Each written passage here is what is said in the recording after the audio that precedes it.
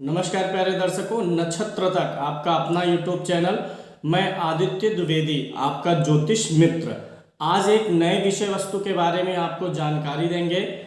आपकी कुंडली से जुड़े हुए विषय वस्तु के बारे में ही जानकारी देंगे। उसके पहले अगर आप अपनी कुंडली पर परामर्श चाहते हैं, खराब ग्रह दशाओं का उपाय जानना चाहते हैं और रत्न रुद्राक्ष आदि के बारे में जानना चाहते हैं तो आप 7800771770 पर कॉल कर सकते हैं, व्हाट्सएप कर सकते हैं। कॉल करके व्हाट्सएप करके आप शुल्क और परामर्श की प्रक्रिया आदि के बारे में जानकारी प्राप्त कर सकते हैं।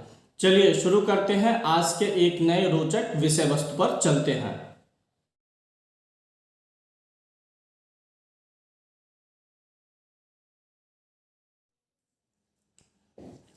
आज हम बात करेंगे ग्रहों का एक दूसरे से संबंध, कि ग्रह का एक दूसरे से संबंध कैसे बनता है। ग्रहों के संबंध के बारे में बात करेंगे, उनके राजयोग के बारे में। ग्रहों का संबंध का क्या महत्व है। जब कोई भी दो ग्रह या दो से अधिक ग्रह आपस में संबंध बनाते हैं तो वे राजयोग प्रस्तुत कर सकते हैं। 4 प्रकार के संबंध हैं। अगर इन 4 प्रकार से संबंध बनेगा तो वे योग कारक हो जाएंगे और उन संबंधों को बनाने वाले ग्रहों में, उनकी दशा में, अंतर्दशा में आपको धन, यश, सुख, समृद्धि की प्राप्ति होगी। तो ग्रहों, और ये बहुत ही महत्वपूर्ण सूत्र है ज्योतिष का। राजयोग सीखने के पहले सबसे पहला अध्याय यही होता है कि ये 4 प्रकार के संबंधों को जानना। इन 4 प्रकार के संबंध बनने से आप जान सकते हैं कि जिन ग्रहों का संबंध बनेगा वे ग्रह आपकी कुंडली में धन योग में भूमिका निभाएंगे, धन योग बनाएंगे। लग्न कुंडली में ही सिर्फ यह संबंध देखना है। योग और संबंध, राजयोग, ये सब नवांश और वर्ग कुंडलियों में नहीं देखे जाते, सिर्फ लग्न कुंडली में देखेंगे। वर्ग कुंडलियां सिर्फ किसी पर्टिकुलर चीज़ में, जैसे कैरियर की डीपनेस देखनी है तो दशमांश देख लेंगे। ऐसे अलग अलग चीज़ें होती हैं वर्ग कुंडलियों में। लग्न कुंडली में ही ये सारी चीज़ें देखनी है। पहला है, मैं आपको समझाऊंगा भी, ऐसा नहीं है कि अगर आपको ज्योतिष नहीं आती है तो आप सीख नहीं पाएंगे, तो भी सीख पाएंगे। पहला संबंध है स्थान परिवर्तन। स्थान परिवर्तन इसमें ऐसा है कि ये आपके सारे ग्रह हो गए, सूर्य, चंद्रमा, मंगल, बुध, गुरु, शुक्र, शनि, राहु, केतु भी 8वें 9वें ग्रह में आते हैं, लेकिन ये स्थान परिवर्तन का संबंध नहीं बनाते हैं राहु केतु। अब यहाँ पे आपको यह देखना है कि स्थान परिवर्तन का संबंध कैसे बनेगा। कुंडली में जो 12 राशियां हैं उनको हम 1 से 12 नंबर की गिनती से प्रदर्शित करते हैं, जो यहाँ पे लिखी गई हैं। किस गिनती का स्वामी कौन सा ग्रह है ये भी लिखा गया। जैसे मंगल किस गिनती का स्वामी है कुंडली में, आपकी कुंडली में जहाँ कहीं भी 1 और 8 नंबर लिखा होगा उसका स्वामी मंगल होगा। मैं एक उदाहरण ले लेता हूँ। मैं कर्क लगन की कुंडली लेता हूँ। ये चारों सूत्र इसी पर अभी आपको समझ में आ जाएंगे। कर्क लगन की कुंडली है, मैं ग्रहों को भी भर देता हूं।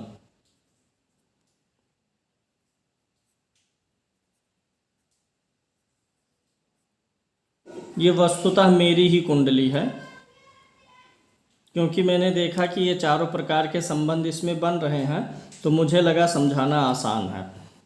तो ये हो गई ये कुंडली। और स्थान परिवर्तन किसको बोलेंगे, देखिए, जैसे बुध किसका स्वामी है, 3 नंबर और 6 नंबर की गिनती का। तो इस कुंडली में जहाँ 3 नंबर लिखा है और जहाँ 6 नंबर लिखा है, इसका स्वामी, इन दोनों घरों का स्वामी कौन सा ग्रह हो गया, बुध। और कुंडली में जहाँ 2 नंबर 7 नंबर लिखा है उसका स्वामी कौन होगा, शुक्र। 10 11 लिखा है उसका स्वामी कौन होगा, शनि। इस प्रकार से आप पहले जान लीजिए आपकी कुंडली में किस घर का स्वामी कौन सा ग्रह है। अब यहाँ देखिए, शुक्र 3 नंबर में बैठा है, शुक्र यहाँ 2 3 नंबर में शुक्र बैठा हुआ है। 3 नंबर किसका घर है, बुध का, यानी शुक्र किसके घर में है, बुध के। और बुध किस गिनती में है, 2 नंबर में। और 2 नंबर किसका घर है? शुक्र का। यानी शुक्र यहाँ पर बुध के घर में है और बुध शुक्र के घर में है, यानी दोनों ने एक दूसरे के घर में स्थान परिवर्तन किया है। यानी पहला सूत्र यही है कि अगर कोई भी 2 ग्रह एक दूसरे के घर में बैठ जाते हैं तो वह धन कारक हो जाता है, राजयोग कारक हो जाता है। आप मेरे घर में आकर के बैठ जाइए और मैं आपके घर में बैठ जाऊं तो दोनों लोग एक दूसरे के घर का भला ही करेंगे, क्योंकि अगर मैं आपका बिगाड़ूंगा तो आप मेरा बिगाड़ देंगे, और अगर आप मेरा बिगाड़ेंगे तो मैं आपके घर में हूँ आपका बिगाड़ूंगा। तो इसलिए सब अपने लिए, अपने स्वार्थ में अपने घर को सही रखने के लिए दूसरे के घर को सही रखेंगे। तो जब भी, जैसे मान लीजिए सूर्य 4 नंबर की गिनती में बैठ गया और चंद्रमा 5 नंबर, यानी सूर्य चंद्रमा के घर में हो गया और चंद्रमा सूर्य के घर में हो गया, इसी को स्थान परिवर्तन बोलते हैं। यह भी राजयोग की श्रेणी में आ जाता है, धन दिलाने में बहुत ही मदद करता है। दूसरा होता है दृष्टि संबंध। दृष्टि संबंध किसको बोलते हैं? जब 2 ग्रह एक दूसरे को पूर्ण दृष्टि से देखते हों। ग्रहों की कई दृष्टियां हैं, पूर्ण दृष्टि, त्रिपाद दृष्टि, चतुर्पाद दृष्टि। तो पूर्ण दृष्टि से जब कोई 2 ग्रह एक दूसरे को देखेंगे तो यहाँ पर बन जाएगा दृष्टि संबंध। जैसे इस कुंडली में देखिए शनि यहाँ पर है, शनि से 7वें कौन है? शुक्र। हर ग्रह अपने से 7वें को देखता है। कौन सा ग्रह किस भाव को देखता है? यहाँ लिखा गया सूर्य 7। सूर्य आपकी कुंडली में जहाँ बैठा होगा वहाँ से 7वें स्थान को, सूर्य यहाँ है, यहाँ से 7वें, 1 2 3 4 5 6 7, सूर्य जहाँ देख रहा है उसके सामने कोई ग्रह नहीं है, अर्थात सूर्य तो देख रहा है लेकिन सूर्य को कोई नहीं देख रहा। लेकिन यहाँ शनि के को देखिए, 1 2 3 4 5 6 7, शनि शुक्र को देख रहा और शुक्र शनि को देख रहा है। तो जब भी 2 ग्रह आमने सामने होंगे, कौन से ग्रह की दृष्टि क्या है यहाँ मैंने लिख दिया है, तो यहाँ पर यह योग बन जाएगा। अब मंगल को विशेष दृष्टियां प्राप्त हैं। मंगल जहां बैठता है वहां से 4थे, 7वें और 8वें भाव को पूर्ण दृष्टि से देखता है। जैसे मंगल यहाँ है तो यहाँ से 4थे, 1 2 3 4 इसको देखेगा, 7 ये हो गया, 8 ये हो गया। तो मंगल 4 से 4 7 8 भाव को पूर्ण दृष्टि से देखता है। गुरु जहाँ बैठेगा वहाँ से 5 7 9 भाव को, ये जो इधर लिखा गया है ये वाला कॉलम जो है ये दृष्टियों का है, और ये जो है कि किस गिनती का स्वामी कौन सा ग्रह है, किस राशि का। तो गुरु जो है 5 7 9 देखेगा, यहाँ से यहाँ, यहाँ और यहाँ देखेगा। और ऐसे शनि को 3 7 10, शनि जहाँ बैठता है वहाँ से 1 2 3 7 और 10वीं दृष्टि शनि की यहाँ पड़ेगी। वक्री होने से दृष्टि पे अंतर नहीं पड़ता है कि अगर ग्रह वक्री है तो इधर से गिनने के बजाय आप इधर से गिनेंगे, ऐसा बिल्कुल नहीं है। दृष्टि हमेशा सम्मुख ही होती है।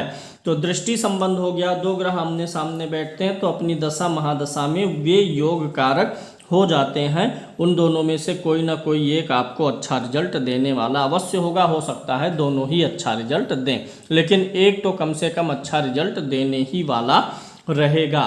तो ये हो गया द्वितीय प्रकार का संबंध। तृतीय संबंध जो होता है वो सह स्थिति का होता है। स्थिति मतलब स्थित होना, सह माने साथ। जब 2 ग्रह साथ में बैठते हैं तो यह राजयोग बनता है। 2 ग्रहों के साथ बैठने से हमेशा नकारात्मक ही नहीं होता है, अच्छा भी होता है। जैसे यहाँ पे देखिए सूर्य और गुरु एक साथ बैठे हुए हैं तो यह सह स्थिति हुई। सह स्थिति में विचार करना होता है कि जो जो ग्रह साथ में बैठे हुए हैं वे किन किन भावों के स्वामी हैं, किन भावों के स्वामी ग्रह एक साथ बैठे हुए हैं, इसका विचार करते हैं। अगर सह स्थिति में 2 ऐसे भाव के स्वामी बैठें जो अच्छे भाव हों, अच्छे भाव के स्वामी बैठेंगे तो रिजल्ट अच्छा हो जाएगा। बुरे भाव के स्वामी एक साथ बैठेंगे बुरा हो जाएगा। जैसे यहाँ पर सूर्य देखिए 5 नंबर धन भाव का स्वामी है सूर्य, और भाग्य भाव के स्वामी के साथ बैठ रहा है।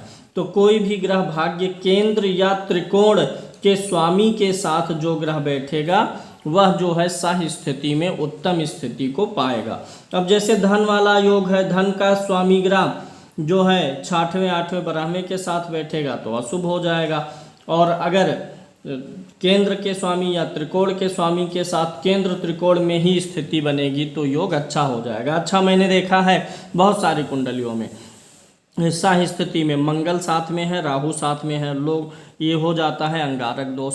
अब ऐसा नहीं है कि किसी कुंडली में मंगल और राहु एक साथ बैठे हैं तो ये हमेशा अब खराब हो गया। सह स्थिति राजयोग का फल इसमें भी मिलेगा। अब इसमें अंगारक दोष का भी फल मिलेगा। अंगारक दोष वाला फल मंगल देगा कि राहु देगा, यह अनुभव वाली बात होगी। अपनी जब दशा चलेगी उस समय आपको अनुभव होगा, लेकिन इसमें से एक आपको अच्छा भी रिजल्ट देगा। और मैंने बहुत सारी कुंडलियां देखी है, चांडाल दोष देखा है, अंगारक दोष देखा है, उनमें से ऐसा नहीं है दोनों ग्रह खराब होते हैं, कोई एक खराब जाएगा। जैसे गुरु के साथ में राहु बैठ गया है, अब राहु यहाँ पे अच्छा हो जाएगा, क्योंकि राहु और केतु ऐसी चीज़ें हैं जिसके साथ होते हैं, जिसके संपर्क में उसी का बल ले लेंगे। तो जो गुरु की शुभता रहेगी वह राहु में आ जाएगी, और राहु की अशुभता आपको गुरु की दशा में मिल सकती है। तो ऐसा निर्णय होता है कि किस भाव में बना है, किस राशि में बना है, उसके आधार पर पता चल जाता है। फिलहाल दो ग्रह एक साथ बैठते हैं तो उनमें से कोई ना कोई एक ग्रह भी अच्छा रिजल्ट देने में सक्षम हो जाता है। अगला सूत्र है स्थान स्थित दृष्टि। इसको थोड़ा ध्यान से समझिए। जैसे उदाहरण मैंने लिया है कुंडली में, इससे आपको एकदम साफ समझ में आ जाएगा। इस कुंडली में देखिए कि सूर्य किस गिनती में बैठा है, 1 नंबर में। गुरु किस में बैठा है, 1 नंबर में। ये 1 नंबर गिनती किसकी हुई, मंगल की। यानी गुरु और सूर्य किसके घर में बैठे हैं, मंगल के। ठीक है, 1 नंबर गिनती किसकी होती है, मंगल की। तो ये दो ग्रह मंगल के घर में बैठे हैं और ये मंगल के घर में बैठे हैं और मंगल इनको देख रहा है। यानी ये संबंध ऐसा होता है कि मैं आपके घर में आके बैठा हूँ और आप वहाँ पर बैठे तो नहीं हैं, लेकिन आप दृष्टि जरूर रखे हुए हैं। मैं आपके घर में बैठा हूं और आप मुझ पर नजर रखे हुए हैं। तो सूर्य और गुरु मंगल के घर में बैठे हैं और मंगल को चौथी दृष्टि होती है। तो यहां से गिनेंगे 1 2 3 4, यानी मंगल जो है चौथी दृष्टि से इनको देख रहा है, तो स्थान स्थित दृष्टि हो गई।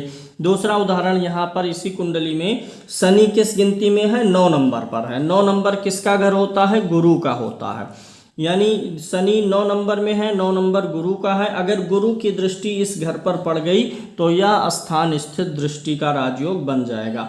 यहाँ पर देखिए गुरु की दृष्टि है। गुरु को कौन कौन सी दृष्टियां होती हैं, 5 7 9।